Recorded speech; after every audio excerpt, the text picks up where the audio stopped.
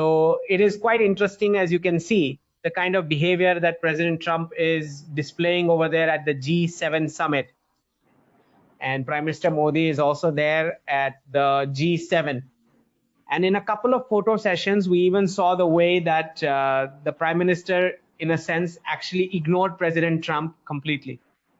And then there was that seafarer accident where some of our Bharatiya sailors were casualties. And there were some young sailors who were killed as well. So I think that because of that, some friction occurred between them. But we can see that despite all that, bilateral meetings have also taken place between them afterwards. Now, you already know President Trump and the way he behaves differently with various people every single time he meets them in person, taunting them jokingly, using sarcasm, or just passing random comments on anyone. So as soon as all the leaders sat down together at the G7, he just remarked, "I am the boss." And then obviously all the leaders started laughing, as they usually do in such situations over there. Well, when the boss has to actually say that I am the boss, you can imagine the kind of situation that has already arrived. And see how he is being ignored right now. This is because he has caused trouble for many different leaders and nations ever since his second term of presidency started back in the year 2025. And then he also had a bilateral meeting with Mohammed bin Zayed of the United Arab Emirates. In this meeting, you could see from the body language very clearly that for MBZ, by taunting him and making comments, you can clearly read MBZ's face. The body language is just so terrible and so bad. So day by day, President Trump's behavior is getting worse and worse, at least vis-a-vis all the different various countries, the way he constantly behaves with every single one of those nations. Today, he had a bilateral meeting with Prime Minister Modi, and his comment that got highlighted today is that whenever, if Bharat is attacked, the United States will certainly offer its support. Obviously, everyone just burst out laughing. And you know that for so many years, for so many decades now, who was giving weapons to Pakistan, who was supplying intel, everything. And in fact, when it comes to real support, how far is Operation Sindoor? So in round one, we saw the way President Trump's so-called support was like, so-called support is, I got a ceasefire done, is his kind of support. So you can understand what kind of support this man actually provides to us. So he is telling the media in a very interesting way that as long as Prime Minister Modi is the leader of Bharat, if anyone attacks Bharat, then we will support them, we will come to save them, or whatever else is on his mind. He just has this habit of making these kinds of jokes all the time, you know. It is as if Bharat has called upon America for help. But when did such an incident ever actually happen? When has it happened in all these years? For him, everything is just like a television show. So that same attitude of his just continues on and on and on, basically. And then you must have seen how many G7 leaders are there who are talking to and engaging with Prime Minister Modi these days. In fact, the leader of Canada even said this, that Bharat's presence in the G7 itself shows that the G7 does not really have that much importance or power anymore in the world. So in a way, it is being seen that multipolarity is being accepted by the leaders of the G7.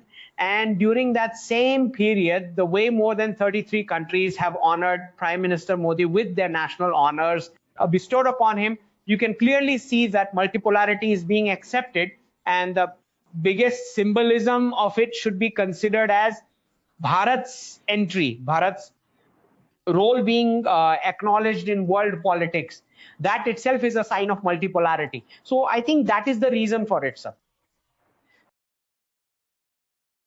We are seeing how Prime Minister Modi is being welcomed and hosted everywhere he goes. So even in France, when France is hosting Macron himself, when the deal for 114 Rafales was made with them, it is being said that 96 of those aircraft will be made in Bharat. Made in Bharat. Exactly like that, we have made a submarine deal with Germany. In that too, the possibility of tech transfer is being mentioned. And Vladimir Putin is already even offering us the tech transfer of the Su-57 as well.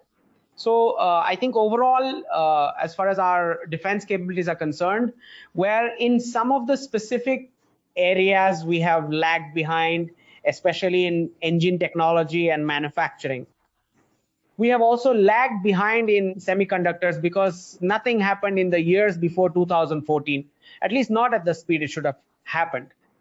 So in all those areas, Prime Minister Modi ji is moving forward with a vision, seeing how we can achieve Atmanirbharta in these sectors. And for that very reason, with each and every individual nation out there, our relations are being strengthened with the specific theme of how those nations can contribute to Bharat becoming truly Atmanirbharta in the future. For example, if we were to look at Norway, then in Norway, their own particular water management and ocean water management technology, which could be very useful for our Kalpasar project. So in every single nation, whatever the agenda is that is relevant to Bharat is carefully dissected and shortlisted, and then we move forward with that nation on those very specific points of interest. I think this is a unique proposition for foreign relations, where it is not just about the trade that the other side wants, but it is about that trade specifically where what that nation can contribute towards making Bharat more Atmanirbharta. I think it is a very unique initiative by the Prime Minister in terms of foreign policy. And we will see in the coming years how this bears fruit, this immense effort that the Prime Minister is putting in day and night for the country. President Trump wakes up every single day with a brand new idea. So he gives some content or the other to creators to create something. But overall, what our viewers already know very well, which is that the deep state will not let him do anything. So basically, then only the job of making money for the family remains. So President Trump is just doing that from morning to, from Monday to Friday by making changes in the stock market. The family is making money because the decisions are not in his hands. So whoever the powers that be, he has to do what they have given him to do. So then for such a person, after all that frustration, then apart from just making money, their whole mentality, which follows that Western template, is that there is only one way to go, and which our viewers have known since 2024, that Donald Trump was going to come. Visa curbs will come, tariffs will be imposed, and when nothing else can be done, in the end, it is just about making money for the family. This is the only way left. So I think as soon as he arrived, he had already started doing that, in fact. On the very first day, by launching Trump coin and Melania coin, he put all the election campaign money back into his own pocket from the American public. By making it, so from the very first day itself, he had started, because obviously he has the experience of one term, that the powers that be are just not letting him do anything. His entire first term was spent in the process of hiring and firing. In the second term, from the first day itself, he started making money. So it is very natural that this was bound to happen in this way. So as for NATO, we already know that it too is bound to undergo de-dollarization. Just as the UN will, so too will NATO. So Pete Hegseth's statement has come out, and they are clearly saying it. For 6 months, we are going to review whether the NATO allies are going to shell out some money on their own or not at all. If the NATO allies are not going to shell out the money themselves, then we will make whatever announcement for the exit, which is my interpretation, that then the announcement will finally happen after all. We are withdrawing from all these bases, and that includes all the extra US embassy staff as well. There will be layoffs along with the forces. So Pete Hegseth has given a 6 months time frame for it. So I have given a clear translation of that it is 6 months. So in 6 months, as you know, this acting of war will go on. No war is actually happening. You know it, and I know it as well. Neither the Ukraine one is happening, nor this one is happening. They are just stretching it out like chewing gum, just giving us headlines. So on 1st March, they dropped a bomb. Then after taking a pause, 2 months later in May, the other side dropped a bomb just by giving headlines again and again and again.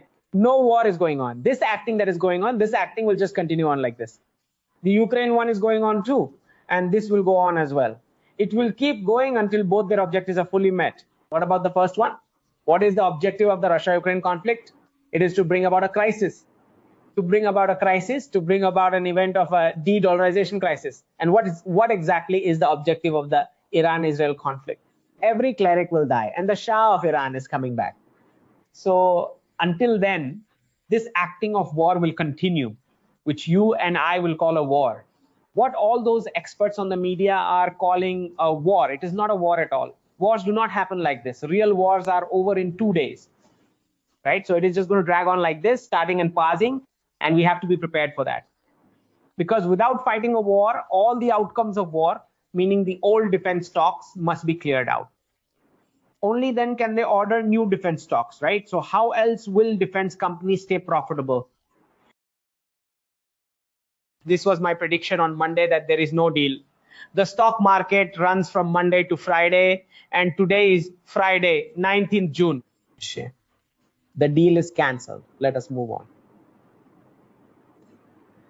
This is the official NATO announcement stating that we are going to review for 6 months exactly how much money NATO allies are actually willing to pull out for the defense budget for American forces stationed in Europe. So I have provided the translation for that, saying that only 6 months of the budget is remaining, after which we are going to announce that we will be laying off all of our extra bases in Europe, and we will also be laying off the extra embassy staff as well. We will lay them off. I already gave this translation of the exit strategy 6 months ago. This is exactly what will happen. This is what is going to happen. This is my prediction. Right here, Trump is making fun of himself, saying that if the deal goes through, I will take all the credit. But if it does not happen, then I will just blame J.D. Vance. So behind Netflix, he is laughing really, really loudly. And Marco Rubio is obviously in a state of total shock. He cannot say anything. He definitely cannot laugh. Because little Marco, you see, Netflix can laugh. He does not have to answer to anyone. But little Marco will get calls from all the foreign ministers, right? So what will he say? The poor guy is just standing there in total shock. So obviously the deal was not going to happen. So Trump is just making fun of everyone right now. Now, with Trump, it is obvious. He plays the stock market with announcements all week and his family makes money. It is simple.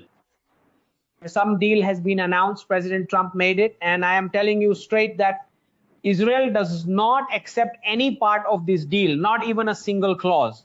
So when the country that is actually a party to it is not signing it themselves, what kind of deal is this? What is this deal? What does it even mean? What is the point? Any country that is a victim and is defending itself, well, it absolutely has to defend itself if it wants to survive and stay alive. Since they are not even a party to this contract, what kind of deal is it? You can meet anyone outside and make whatever deal you want. How does it even matter? So Israel has said exactly that. We will not accept it. You can do whatever you want to do. Right.